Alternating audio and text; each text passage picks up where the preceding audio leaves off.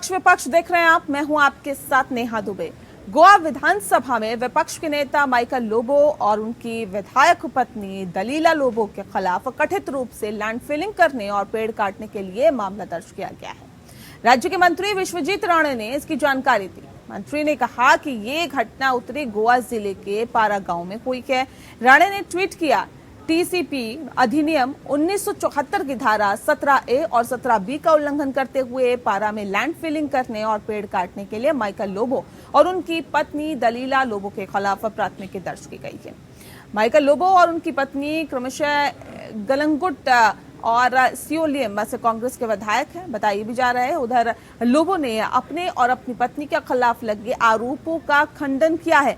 उन्होंने कहा कि वे इस मुद्दे पर मुख्यमंत्री प्रमोद सावंत से मिलेंगे क्योंकि राणे विपक्ष को निशाना बना रहे हैं। इस बीच लोबो और उनकी पत्नी के खिलाफ मामले पर प्रतिक्रिया व्यक्त करते हुए कांग्रेस की गोवा इकाई के अध्यक्ष अमित पाटकर ने ट्वीट किया, सत्तारी का गौरव वगैरह हिल्स बाहरी लोगों को किसने बेचा? तब तथाकथित चिंतित मंत्री कहां थे? उन्हें पहले इन सवालों का जवाब देना चाहिए। हमेशा की तरह वे जल्दबाजी और उलझन में हैं। एक अन्य ट्वीट में पाटकर ने कहा कि गोवा के जंगल और जमीन को बीजेपी से बचाना कांग्रेस की पहली प्रतिबद्धता है। आपको बता दें कि गोवा में फरवरी में हुए विधानसभा चुनाव में कुछ दिनों पहले बीजेपी सरकार में मंत्री रहे माइकल लोबो कांग्रेस में शामिल हो गए थे। माइकल लोबो की पत्नी दलीला लोबो ने भी कांग्रेस को ज्वाइन कर लिया था। मंत्री पद से इस्तीफा देने के बाद माइकल लोबो ने बीजेपी पर निशाना साधा था। उन्होंने कहा था कि बीजेपी में कार्यकर्ताओं की कोई अहमियत नहीं है। बीजेपी नेतृत्व पर आरोप लगाते हुए लोबो ने कहा था कि पूर्व सीएम दिवंगत मनोहर पर्रिकर का जो मार्गदर्शन था वो अब पार्टी में आगे नहीं जा रहा है।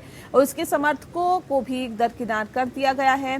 माना यह भी जा रहा है कि बीजेपी को छोड़ने के बाद से ही माइकल लोबो के रिश्ते पार्टी से खराब हो गए हैं और अब दोबारा राज्य में बीजेपी की सरकार बनने पर लोबो की मुश्किलें लगातार बढ़ती हुई दिखाई दे रही है और ये कहा जा रहा है कि उन्हें फंसाया जा रहा है और साथ ही साथ उन्हें निशाना बनाया जा रहा है।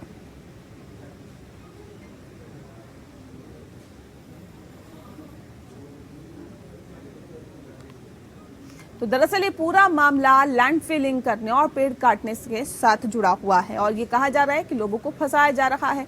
इस पूरे विषय पे आज हम तफसील से चर्चा करेंगे। खास मेहमान हमारे साथ मौजूद हैं, उनसे आपका परिचय करा देते हैं। इस वक्त हमारे साथ विनोद वाघ जी जुड़ गए हैं, लीडर है भारतीय जनता पार्टी के, बहुत स्वागत है आपका। साथ ही हमारे साथ रत्नाकर सिंह जी जुड़ गए हैं, स्पोक पर्सन है कांग्रेस की, आपका भी बहुत स्वागत है। रत्नाकर सिंह जी, सबसे पहला सवाल मेरा आपसे ही है, क्यों आप लोगों को ऐसा लगता है, क्यों लोगों को ऐसा लग रहा है कि जो उन्हें फंसाया जा रहा है? ये तो सीधे सीधे आरोप लग रहे हैं कि जो पेड़ काटा गया और साथ ही साथ लैंड फिलिंग की गई जिसकी वजह से आप कटघरे में हैं। तो फिर ये भारतीय जनता पार्टी पर ये आरोप, उनके नेताओं पर ये आरोप लगाना कि हमें जो फंसाया जा रहा है, हमें निशाना बनाया जा रहा है, ये कहां तक उचित है, ये कितना सही है? देखिए नेहा जी, सबसे पहले तो मैं ये कहना चाहूंगा कि जिस प्रकार भारतीय जनता पार्टी सत्ता का दुरुपयोग चाहे राज्य में है चाहे पूरे देश में देख लीजिए जिस प्रकार कर रही है वो किसी से छुपा नहीं है।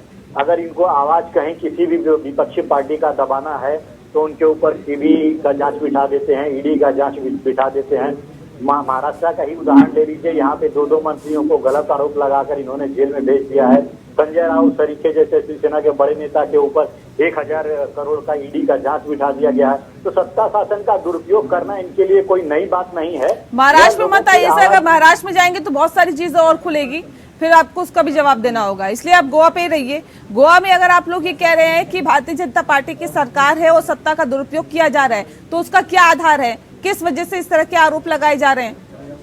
देखिए, माइकल लोबो जी जो एक कद्दावर नेता है, वह नेता विपक्ष के नेता है वहाँ पे, और उनकी आवाज को बंद करने के लिए, दबाने के लिए ये सारी चीजें कवायद की जा रही हैं। उन्होंने कुछ दिन पहले भी कहा था जब सरकार बनी थी भारतीय जनता पार्टी की कि हम 10 महीने के अंदर यह सरकार को गिरा सकते हैं और यह सरकार गिर जाएगी 10 महीने के अंदर। तो कहीं न कहीं भारतीय जनता पार्टी के संगठन के अंदर इतना मनमुटाव को देखते हुए उन्होंने ये कहा कि संगठन के अंदर एक दूसरे के प्रति जो है, मुख्यमंत्री को लेकर आपने देखा कि किस प्रकार इनके अंदर खींचातानी शुरू हुआ था और आज भी परिस्थिति लगभग वैसी ही बनी हुई है।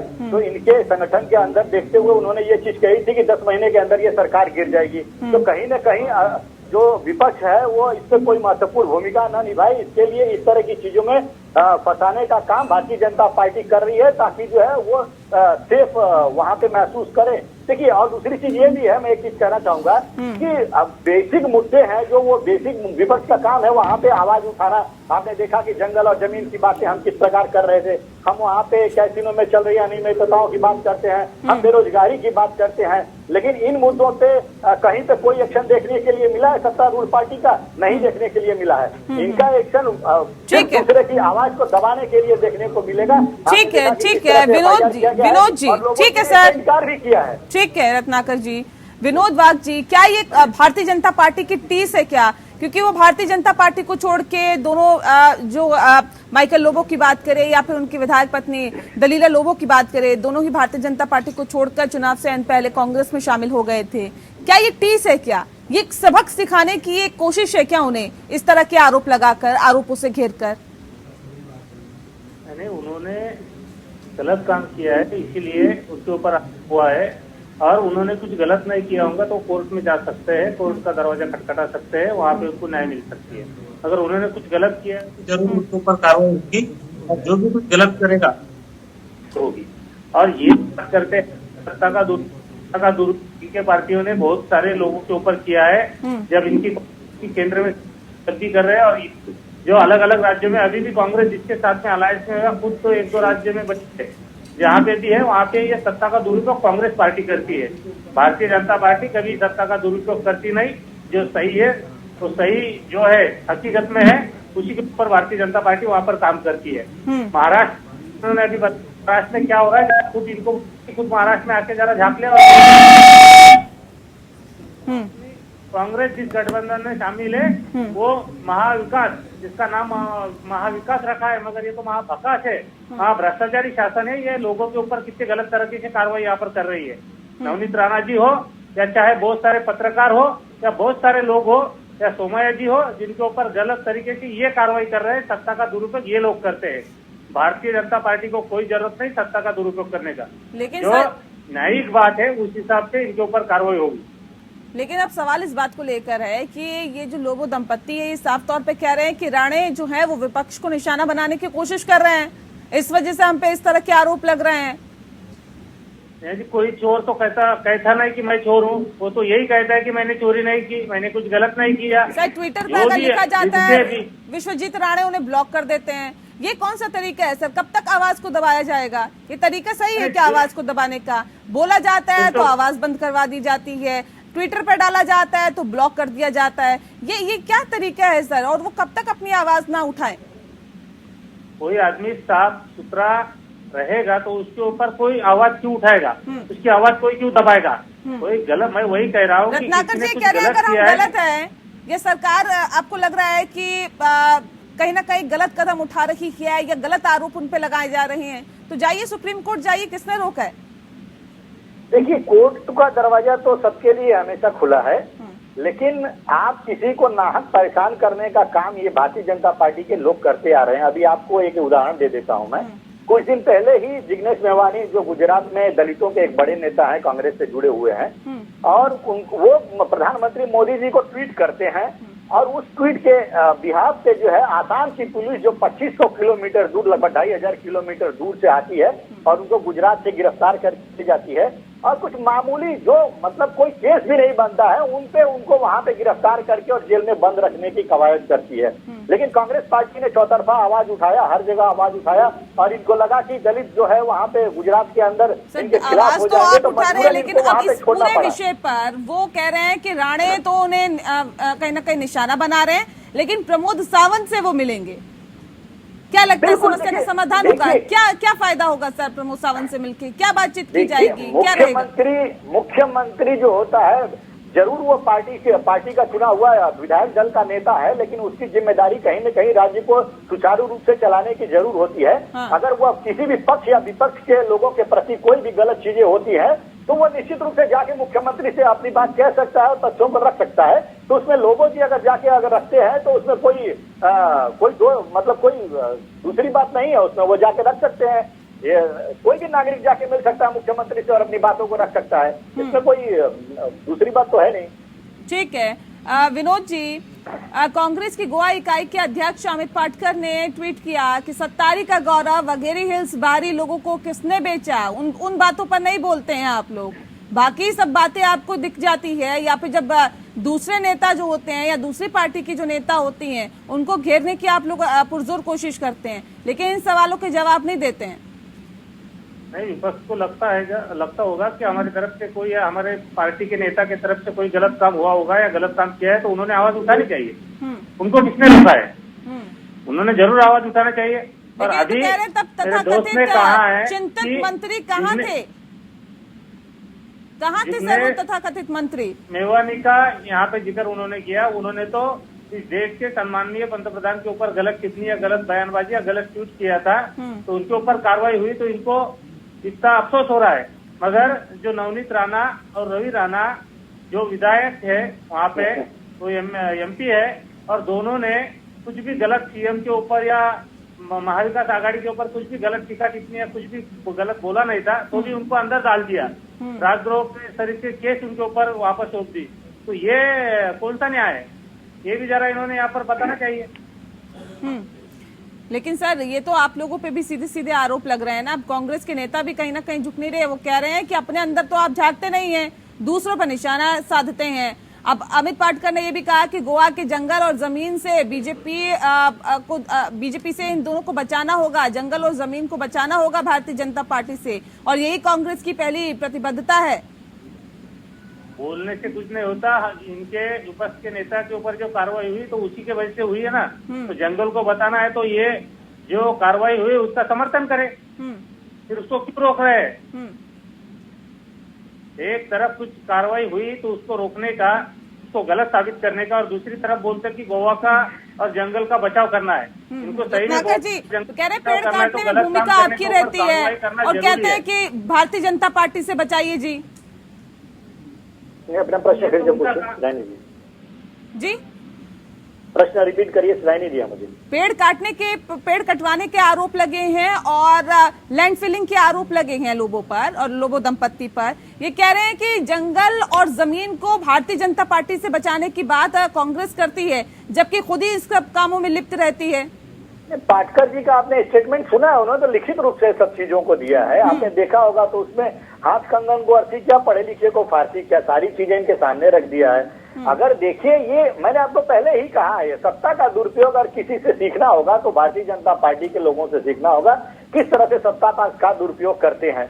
ये आवाज को दबाने की कोशिश करते हैं। सभी लोग जानते हैं कि माइकल लोबो जो है ये बदला लेने की एक तरह से कार्रवाई है। अगर देखिए तो ये भारतीय जनता पार्टी में मंत्री थे और चुनाव के ठीक पहले ये कांग्रेस में आए। हमने उनको पूरा सम्मान दिया, हमने उनको नेता विपक्ष बनाया। तो आज जो है और वो पूरी तरह से सक्षम है, क्योंकि जानते हैं कि इनके संगठन के अंदर, पार्टी के अंदर कितना एक दूसरे के प्रति खटास है और मनमुटाव है, और ये पार्टी ये सरकार 10 महीने से ज्यादा चलेगी नहीं। तो कहीं ना कहीं इनकी आवाज को बंद करने क्यों आप लोगों को ऐसा लगता है कि 10 महीने से ज्यादा नहीं चलेगी सर? तो कम करने की ये चेष्टा है। पहले से ज्यादा सीटें लेके आए, आप कह रहे 10 महीने से ज्यादा नहीं चलेगी। जब पहले कम सीटें थी तो पूरे 5 साल सरकार चला ली, अब आप कह रहे हैं कि 10 महीने से ज्यादा नहीं चलेगी। नहीं, देखिए उसमें क्या, इन्होंने जो अपना बी टीम जो और सी टीम उतारा था, इन्होंने आम आदमी पार्टी जो उतारा था या टीएमसी जो वहां पे जिस तरह से कांग्रेस का वोट काटने का काम किया, उसकी वजह से इनकी जो है सीटें ज्यादा हुई। आज भी जो जनता है इनसे काफी नाराज चल रही है, क्योंकि जनता से जुड़े हुए मुद्दे से इनका कोई सरोकार नहीं है। आज देखिए किस तरह से बेरोजगारी है, चाहे वहाँ पे ड्रग्स के धंधे पनप रहे हैं, चाहे कैसीनो के धंधों में अनियमितता पाई गई है। तो ये सारी चीजें हैं, जनता से जुड़े हुए मुद्दों से कोई सरोकार नहीं है। विनोद वाघ जी, बात जब विपक्ष के नेताओं की आती है, बस उन पर शिकंजा कसने का काम भारतीय जनता पार्टी के नेताओं की तरफ से किया जाता है। विश्वजीत राणे पे सीधे सीधे आरोप लग रहे हैं। विनोद जी, सवाल इस बात को लेकर है, क्या एक तीर से 2 निशाना साधने की कोशिश भारतीय जनता पार्टी की सरकार की तरफ से की जा रही है? एक तो विपक्ष को कटघरे में खड़ा किया जा रहा है, ऊपर से असल मुद्दों से कहीं ना कहीं ध्यान भी भटकाया जा रहा है। मैंने पहले तो इन्होंने ब्रेक से जाने के पहले जो बात थी, उस बात की मैं निंदा करता हूँ। भारतीय जनता पार्टी ने ज्यादा सीट लेके वहां से चुनाव जीता है, और इन्होंने उसके ऊपर यहाँ पर ऑब्जेक्शन लिया है। तो गोवा के वोटरों का जनता का ये अपमान है, ये इन्होंने करना नहीं चाहिए। ये कह रहे हैं वहाँ पे टीएमसी ने चुनाव लड़ लिया, हमारा वोट कट गया, इस वजह से आप जीत गए। नहीं, तो इनकी बी टीम शिवसेना थी ना, भारतीय जनता पार्टी के वोट काटने के लिए। इन्होंने भी तो शिवसेना को बी टीम बोल के वहां पे उतारा था। उसका फायदा नहीं मिला रत्नाकर जी। जनता ने जो जनादेश दिया है उसका स्वीकार करना जरूरी है। अभी भारतीय जनता पार्टी की वहाँ पे आई है, वो जनता के आशीर्वाद से आई है। मध्य प्रदेश बात को इन्होंने कबूल करना चाहिए। जनता ने कांग्रेस पार्टी को चुना था और किस तरह से ये नोट तंत्र के बदौलत जो वहाँ पे सत्तासीन हुए, सत्तारूढ़ हुए, तो वो जनता के जनादेश का अपमान था या जनता के जनादेश का सम्मान था? जरा ये भारतीय जनता पार्टी के नेता बता दें। चलिए पहले की बात छोड़िए, आप तो सम्मान के साथ 20 सीटें दिलवाई है ना हासिल किया जनता ने। जनता पार्टी के लोगों ने, वो क्या था, जनता का सम्मान था या जनता का अपमान था? ये जरा अब बता तो सर दीजिए। 20 सीटें सम्मान के साथ दी है ना भारतीय जनता पार्टी को। अब तो ये आप सम्मान कहेंगे, पहले वाली बात तो छोड़ दीजिए, अपमान हुआ, सम्मान हुआ, क्या हुआ क्या नहीं हुआ। अब तो सम्मान है, जनता ने सम्मान किया नहीं किया रत्नाकर जी? देखिए, भारतीय जनता पार्टी जो है यह मुख्य मुद्दे पे कभी भी आ करके और चर्चा नहीं कर सकती है, क्योंकि मुख्य मुद्दे पे ये सारे मुद्दों पे फेल है। ये इसी तरह गोल गोल घुमाते रहेंगे कि सम्मान करना है, अपमान करना है, ये वो आरोप लगाते रहेंगे। लेकिन सच्चाई से आप कितना देर भागेंगे? और सच्चाई यही है कि आज जो है हम वहाँ पे जिस तरह से इनकी कारगुजारियों को उजागर करने का काम कर रहे हैं कांग्रेस पार्टी के लोग, लोबो जी हैं, विपक्ष के नेता हैं, वो जिस तरह से काम करने का काम कर रहे हैं लोग, मतलब जितना भी इनकी कारगुजारियां हैं, तो आवाज दबाने का काम किया जा रहा है। तो इस सच्चाई से कहाँ और कब तक भागेंगे? और इस तरह का FIR करेंगे, ठीक है, हम तो कोर्ट में जाएंगे। चलिए विनोद जी से रिएक्शन ले लेते हैं। जिस बात का जिक्र मैं अभी कर रही थी आपसे कि क्या एक तीर से दो निशाने साधने की कोशिश की जा रही है। असल मुद्दों पे बात मत करिए, बाकी सारी बातें करिए। भारतीय जनता पार्टी की तरफ से इसी रणनीति पे काम होता है क्या सर? नहीं, असल मुद्दे पे तो बात कर रहे हैं। कहाँ बात होती है बेरोजगारी पे, कहाँ बात होती है महंगाई पर? अब तो बात हो रही कांग्रेस को कैसे घेरा जाए। नया जी सुनिए, जिग्नेश मेवानी की बात इन्होंने निकाली, बात कहाँ के गोवा की चल रही थी, इन्होंने बात निकाली। महाराष्ट्र की बात इन्होंने निकाली, सब बात इन्होंने निकाली, तो इसके बाद में मुझे तो बोलना पड़ेगा। और ये जो कि सरकार गिरने वाली है, इनके आपस में बनती नहीं है, अरे इन्होंने इनके द्वार में इसमें झांकना चाहिए, कांग्रेस का देखना चाहिए कि कांग्रेस में कितने गठ बने हैं। नहीं सर, आप लोग लगातार कहते हुए आ रहे थे पहले कि देखिए सरकारी एजेंसियों का दुरुपयोग किया जाता है। अब आप लोग भी तो सर वही काम कर रहे हैं। को स्वीकार न जाने, जरा सच्चाई को स्वीकार ले। ये कांग्रेस की आदत बन गई है। अपने चुनावी वादों को पूरा किया क्या? आपने बोला सरकार बनने के बाद 6 महीने के अंदर जो खनन पे लगी रोड को हटाएंगे, हटाया क्या? 5000 रोजगार भत्ता आपने देना शुरू किया क्या? 3 LPG सिलेंडर जो है आपने फ्री में बांटना शुरू किया क्या? आप तो चैलेंज कर रहे थे कि 50 में 50 मिलियन बदल दिया, ऐसा कह रहे हैं। आपने किया क्या? आप जनता जो वादे कर रहे हैं, झूठे वादे कर रहे हैं, और उसको जब पूरा नहीं कर रहे हैं और हम जब आवाज उठा रहे हैं, जनता के पास जा रहे हैं, तो आप हमारी आवाज बंद करने की और ये सत्ता का दुरुपयोग कर रहे हैं। आप हमारे ऊपर केस डाल रहे हैं, आप केंद्रीय एजेंसियों का दुरुपयोग करते हैं, चाहे कहीं भी ले। ये परिपाटी किसने सिखाई रत्नाकर जी? ये परिपाटी किसने सिखाई? कांग्रेस क्या सत्ता का दुरुपयोग नहीं करती हुई आई? क्या सरकारी एजेंसियों का दुरुपयोग नहीं किया? ये परिपाटी किसने सिखाई? किसने इतना बताया कि कैसे इसका इस्तेमाल किया जाता है, कैसे शिकंजा कसा जाता है? नहीं, परिपाटी की बात नहीं है। और किसने सिखाई, ये तो एक अलग तरह के विषय का क्वेश्चन हो गया। लगा के यही कांग्रेस के लोग कह रहे हैं। अरे आप भूल गए नेहा जी। देखिए, परिपाटी एक होती है तो राजनीति के मायने अलग हो जाते हैं। आप कहीं न कहीं प्रत्यक्ष रूप से नहीं, लेकिन परोक्ष रूप से कांग्रेस के ऊपर ये आरोप लगाना चाहती है कि हमने ये कभी किया था, लेकिन ऐसी बात नहीं है। मैं आरोप नहीं लगा रही सर, ये तो आरोप भारतीय जनता पार्टी लगाती है। सुनिए, अगर ऐसी बात रहती तो 70 साल तक हम देश की सत्ता में शासन नहीं करते और जनता हमको चुन के बार बार नहीं भेजती। तो बात ये है कि आज हम लोगों के अंदर कुछ कमियां थी, जरूर सत्ता का परिवर्तन हुआ है, लेकिन जिस तरह से माहौल ये बन रहा है और जिस तरह से परिस्थितियां बदल रही हैं, आने वाले दिनों में फिर हम सत्तासीन होने वाले हैं। कभी हम भी 400 के पार थे, आज ये भी 300 के पार है। तो ये राजनीति के समीकरण बदलते रहते हैं। रत्नाकर जी, अब ये बताइए, ये लोबो दंपत्ति के का अगला स्टेप क्या होगा? अब क्या आगे किया जाएगा? क्योंकि अब तो बता रहे हैं कि प्रमोद सावंत से मुलाकात होगी, नहीं कुछ समाधान निकलता है, आरोप रहते हैं और ये पूरा मामला आगे बढ़ता रहता है, फिर क्या किया जाएगा सर? देखिए, लोबो जी ने एकदम साफ इनकार किया है कि इस तरह की कोई भी बातें जो है वो की गई है या कोई भी काम किया गया है। तो उन्होंने क्लियरली और प्रेस में आकर बोला है सर ये तो कभी स्वीकार नहीं किया जाता ना, कुछ गलत काम होगा तो स्वीकार कहाँ किया जाएगा। आरोप लगाना बहुत आसान चीज है, आरोप को सिद्ध करना अगर कोई किया रहेगा तभी तो सिद्ध कर पाएगा। ये FIR कर देंगे क्योंकि सत्ता शासन है, FIR कर देंगे, लोगों को परेशान करने का काम करेंगे। अब देखिए अभी अलका लांबा के ऊपर ही किस तरह से FIR किया गया पंजाब में, और वो दिल्ली में बैठ के और आम आदमी पार्टी का खिलाफत करती है। तो ये लोग तो वैसे ही है। अब राजनीतिक बदला इनकी बी टीम है आम आदमी पार्टी, तो ये राजनीतिक बदला लेने के लिए कहीं का कहीं भी FIR करेंगे। आप देखिए जिग्नेश मेवानी का कहा आसाम में FIR किया, वहां से फिर जो है गिरफ्तार। रणनीति क्या है सर, अगला कदम क्या होगा, इस पे आइए जल्दी से। महाराष्ट्र के नवनीत राणा के ऊपर भी जरा बोलिए। अरे नवनीत राणा के ऊपर जरा नया जी 2 मिनट दीजिएगा, नवनीत राणा के ऊपर मैं बोल देता हूँ। ठीक, 5 मिनट दो नया उनको, नया जी 5 मिनट दो।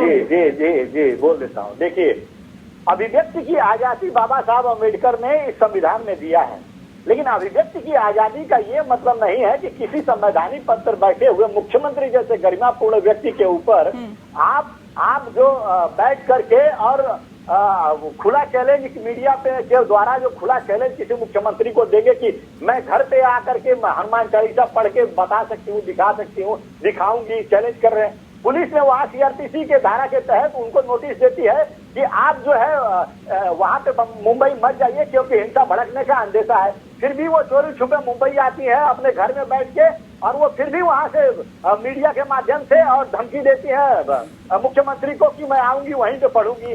तो अगर इस तरह से और फेसबुक लाइव करके 3-3 घंटा मुख्यमंत्री को धमकी देना, ये कौन सा संविधान और कौन सी ये लोकतंत्र की बात करते हैं। ठीक है, तो इस तरह से जब लॉ एंड ऑर्डर ठीक है विनोद जी हनुमान चालीसा कहना है, धमकी देना है, हनुमान चालीसा। सर आप फिर हनुमान चालीसा पे बात नहीं हो रही है सर, महाराष्ट्र पे बात नहीं हो रही है, गोवा पे रहिए, गोवा पे रहिए सर, गोवा के विषय पे रहिए। सुनिए नया जी 1 मिनट। मुख्यमंत्री के घर पे जाने के बाद क्या लाल किले के ऊपर जाकर तोड़फोड़ करना ये कांग्रेस की संस्कृति है? ठीक है को ठीक है विनोद जी, विनोद जी नहीं अब एक बात बताइए आप विनोद जी, भारतीय जनता पार्टी के पास ऐसी कौन सी जड़ी बूटी है सर कि जब तक जो नेता है वो भारतीय जनता पार्टी में रहते हैं तो वो दूध के धुले रहते हैं, और जब वो दूसरी पार्टी में चले जाते हैं और भ्रष्टाचार के पुतले हो जाते हैं? ऐसा क्या है सर? नहीं ये बात तो विश्वजीत राणे आए तो वो भी दूध के धुले हो गए, लोबो चले गए तो उन पे भ्रष्टाचार के आरोप लगने लगे। और जब माइकल लोबो इधर थे तो यही उनके ऊपर आरोप लगाते थे। जरा ये बात उनसे भी पूछना चाहिए, तब वो गलत थे, आप ये बोलते कि आप वो अच्छे हुए। ये बात इनसे भी पूछना जरूरी है। तो ये आपसी रंजिश है क्या, दुश्मनी है क्या एक दूसरे से जो निकाली जा रही है? इसके हमें क्या मतलब निकालूं सर? जिन्होंने, मैंने वही कहा कि जिन्होंने कुछ गलत किया है तो उनके ऊपर कार्रवाई होगी। पहले वो आरोप लगाते थे, अब वो आरोप लगा रहे हैं क्या? गलत लोगों के ऊपर कार्रवाई करना गलत है क्या? नहीं ये आप तय नहीं करेंगे ना सर, ये आप तय नहीं करेंगे ना विनोद जी, ये आप तय करेंगे क्या कि किसके ऊपर आरोप है और कौन दोषी है कौन दोषी नहीं है? अभी तो आरोप ही लगे हैं ना, किसी को दोषी तो नहीं सिद्ध किया जा सकता ना अभी, और ये भारतीय जनता पार्टी तय नहीं करेगी सर। नया जी वहाँ की जांच एजेंसी तय करेगी ना, गोवा की, वहाँ की सरकार तय करेगी। हाँ आप और मैं तो नहीं तय करेंगे ना। हाँ तो जांच एजेंसियों को अपना काम करने दे और उनको तय करने दे कि जो आरोपी है वो दोषी है या नहीं है। यहाँ पे पुलिस प्रशासन ने जिस प्रकार का उपद्रव किया नवनीत राणा ने, तो उनके ऊपर उस तरह की धाराएं लगाई। उद्धव ठाकरे जी तो नहीं बोले कि उनके ऊपर 153 धारा लगाते हैं। सुनिए लगाई कोर्ट ने, लाल किले के ऊपर जिम्मेदारी होती है और इस तरह का काम आपको शोभा नहीं देता है, कोर्ट ने क्यों सर सरकारी एजेंसियों का दुरुपयोग करना किसी भी पार्टी को शोभा नहीं देता, किसी भी सरकार को शोभा नहीं देता। बहरहाल बहुत शुक्रिया, मेरे पास वक्त की कमी है, माफ कीजिएगा मैं और वक्त नहीं दे पाऊंगी। बहुत शुक्रिया आप दोनों का हमारे साथ इस खास चर्चा में शामिल होने के लिए। तो जाहिर तौर पर यह कहा जा सकता है कि लोबो दंपत्ति फिलहाल कटघरे में हैं, फिलहाल काफी आरोप उनके ऊपर लगे हैं। हालांकि इन आरोपों से कैसे निकला जाएगा ये वाकई देखने वाली बात होगी, क्योंकि प्रमोद सावंत से भी मुलाकात करने की बात उन्होंने कही है। क्या इन समस्याओं से निजात मिल पाएगी लोबो दंपत्ति को, इस पर सभी की निगाहें पक्ष विपक्ष में। इतना ही, नमस्कार।